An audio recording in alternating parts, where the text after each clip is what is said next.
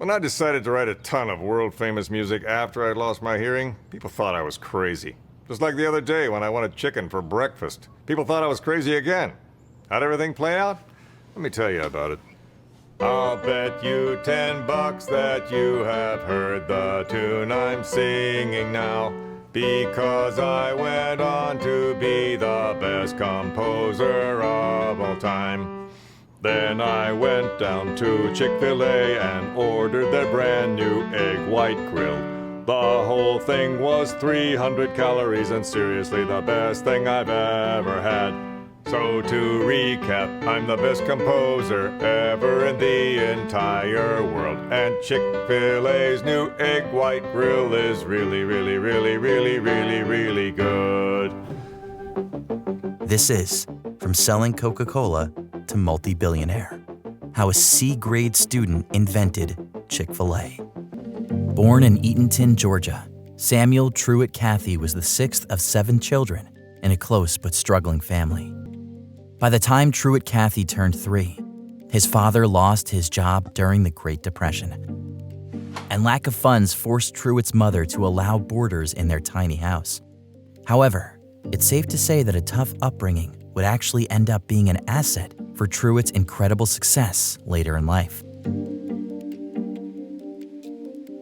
Truett, along with his brother Ben, would often help their mother in the kitchen.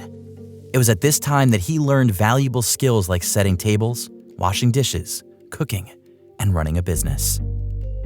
To support the family, he would buy 6 packs of Coca-Cola for $0.25 each and sell them door to door, but not a single person would buy anything from him.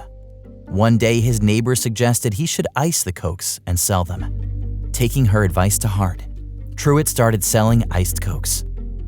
Not only did the neighbor buy from him, but so did other people coming home on hot afternoons.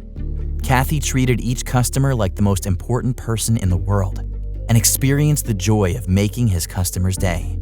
It became a hit, and soon after, Truett found himself buying carts of Coca-Cola just to keep up with the demand.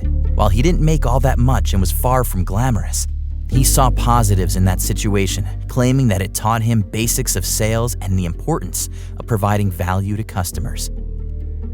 Truett's early life successes would continue, and while his ability to excel in sales and customer satisfaction was impressive, his studies took a backseat and his grades plummeted. And ultimately, Truett became a C student. While his classmates could already read effortlessly, it became hard for him to match their skills and even harder to compete academically. It was barely after making it through the school that he decided to get out into the real world, where he would turn his passion into a reality. And it was also at this point that Truett had an idea, one that would change his life forever. He started thinking of taking the biggest venture he could possibly think of, a venture that was full of risks, rewards, failures, and a load of hair loss. In 1946, the two brothers got a sum of money out of their short stint in their Coca-Cola business and decided to get into the fast food business using that as the capital. Truett then accepted his parents' life savings of approximately $700, and Ben applied for a loan until they were able to pool $10,600, which was instantly invested into their first diner called Dwarf House in Hapeville, Georgia. Truett, being a smart businessman, strategically located their first diner near a Ford automotive plant, and it was also the location that would experience exponential growth in the coming years.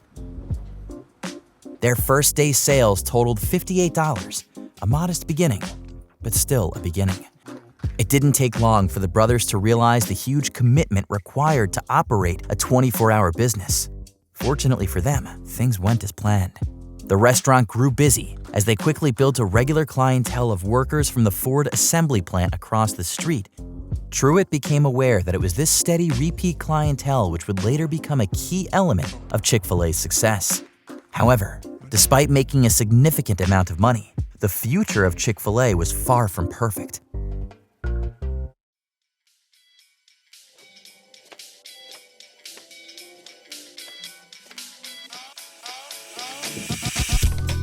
Within a few years, Truett was astounded by the amount of money they were making. But it seemed as though rather than valuing the money they were making, the brothers preferred the lessons they were learning. Everything was going well, but little did they know, a dark cloud was looming on the horizon. Just as Ben finished his shift on a Saturday afternoon, he, along with a third brother, both licensed pilots, flew a small plane to a nearby city. But the two brothers never made it. Their plane crashed near Dalton, Georgia, and Truett lost both his brothers to a plane crash. It was such a big blow to Truett, who was very, very close to Ben. From selling Coca-Cola to helping their mother, the two brothers spent their entire childhood together. Ben had a wife, Eunice, and a child. Truett Cathy felt a responsibility for them. Truett would make sure that Ben's daughter had everything she needed. He was forced to continue the business. From that point on, Truett would spend most of his waking hours in the restaurant working alongside his wife, Jeanette Cathy. He focused on what he described to be the most important part of any business: obsessive focus on the customer, as opposed to obsession over the competitor. Slowly and gradually, sales increased to a point where Truett decided to make his next big move.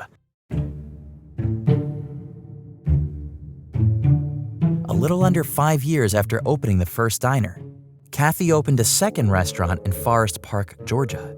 His net worth almost quadrupled within months after opening the second diner. But this was nothing in comparison to what was coming for Truett Cathy, and it wouldn't be long before he would take his life to the next level. Because remember, until now, he only had 2 diners, both named Dwarf House, and Chick-fil-A wasn't even a thing. But in 1967, he would open something we now know as Chick-fil-A, unsurprisingly making him a multimillionaire. But we're getting a bit ahead of ourselves by talking about the future. Like all things in life, it wasn't all sunshine and rainbows. As the sun was rising on September the 8th, an unexpected tragedy struck. At 4:45, the Forest Park restaurant burst into flames. Truett soon converged upon the scene, and it was this time that Truett Cathy was forced to make some of the toughest decisions in his life, indicating that the business was absolutely on the ropes.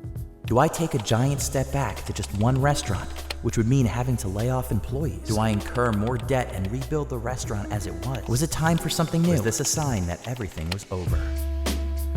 When taken at face value, this story appears to suggest that someone deliberately started a fire. Because the business was picking steam, competitors weren't happy about it. This allowed for a chilling plausibility. But it must be emphasized that this is pure speculation. There is no evidence to suggest the fact that someone purposely started a fire. Perhaps someone did, perhaps someone didn't. It's merely a matter of debate. Cathy's personal net worth took a significant hit, dropping from $270,000 in 1959 to $150,000 in 1960, and then $90,000 by early 1961. And if you follow that trend, the eventual outcome was the inevitable. But luckily, Truett wasn't going to give up that easily. In fact, he wasn't even going to see it as a negative. So it was around this time that he borrowed $90,000 in loan and decided to reconstruct the Forest Park restaurant, but this time based on a new concept. And soon, the doors reopened on the second restaurant, and the stakes could not be higher. "Where are the waitresses?" the first customer walked in and asked. "Who's here to take our order?" said another customer. Cathy and a few customers had an exchange, and it seemed as though customers were a bit confused. Merely within minutes after reopening, Cathy realized that he had made a big mistake. Turns out the new concept he had implemented was a self-service concept. While Cathy saw the potential, customers ended up hating the new concept. A self-serve diner isn't hard to find these days, but remember, it was the 60s, and customers were used to being served by waiters. And with that, he once again was baffled, and the business was on the ropes. Within the next 3 months, his net worth would take another significant hit, dropping to $75,000.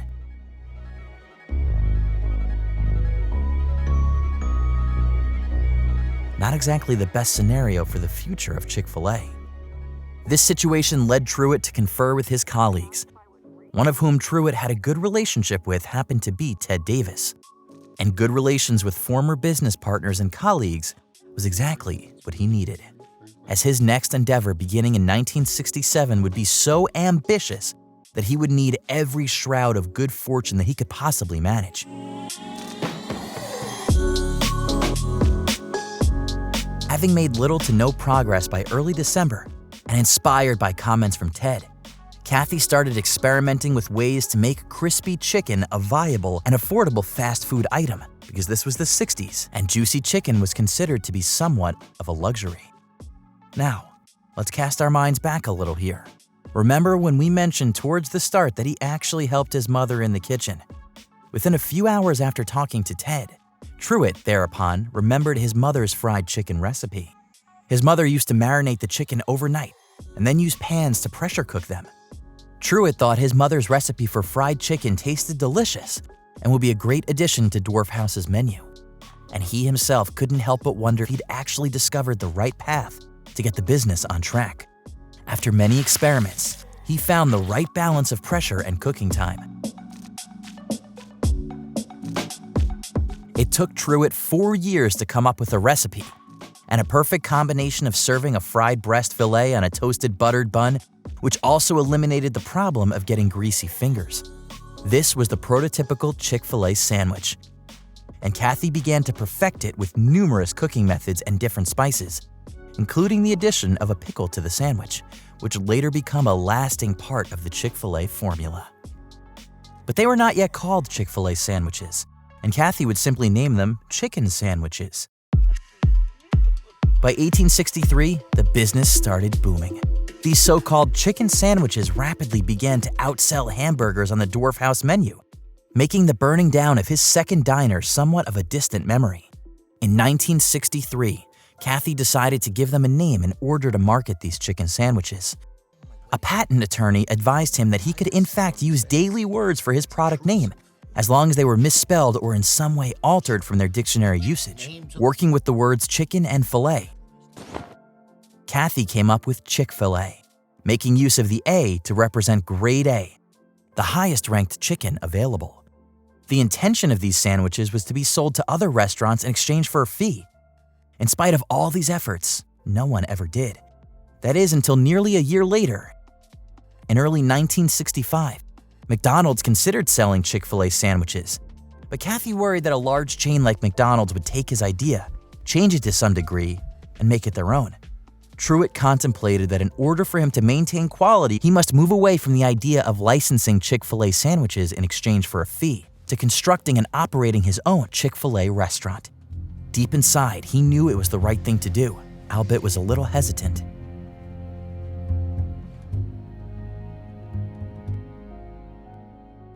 And unbeknownst to him, his life was at a point where a turn to the right was a life of mediocrity and ordinariness, whereas a turn to the left was a bigger payoff.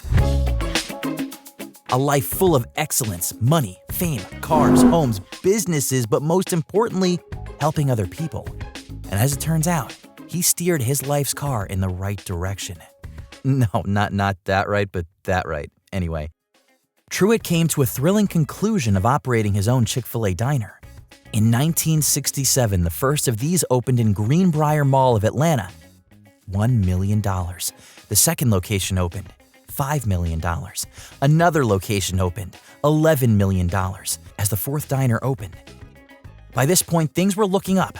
So much so that the struggles of Chick-fil-A were put on the back burner, while one of Kathy's more ambitious goals began to become more of a priority: sharing a smile and helping people. When the Chick-fil-A cows were introduced, Kathy quickly learned that the cows made people laugh. So wherever he went, he would always bring at least one bag of small plush cows in the trunk of his car. He would walk into a Chick-fil-A restaurant carrying a bag of cows and passing them out, especially to children. In early 1982, as Kathy would recall later in a speech, the company fell victim to its own success. Other restaurant chains, impressed by Chick-fil-A's success, began marketing their own chicken filet sandwiches. To counter the competition, Chick-fil-A decided to put coupons in newspapers throughout the country. The intention was to make it as difficult as possible for other competitors to outsell Chick-fil-A sandwiches. Sure enough, the idea worked. But the response rate turned out to be twice as much as expected, and because of this, the company faced a heavy loss. To say that Cathy and his team were not prepared for such an occasion would be an understatement. Despite this mishap, things weren't all that bad. Dozens of new Chick-fil-A diners were opening all over Atlanta, and every year since the opening of the first diner, their sales showed a consistent increase. But even at this stage, what the future had in store for him was much, much more, and Truett was on the edge of making his next bigger business move. One that would push the business into competition with KFC, Starbucks, McDonald's, and other fast food chains. By 1986, Chick-fil-A would open its first freestanding restaurant in Atlanta. Going from renting space to constructing a building wasn't easy, not to mention the risks involved. But Truett predicted that by 2002, these would outnumber mall units, and that is exactly what happened. And with that nearly a decade later, the company experienced its 30th consecutive year of increased sales, and though it was far behind KFC in sales, Chick-fil-A became the third largest company in the chicken segment.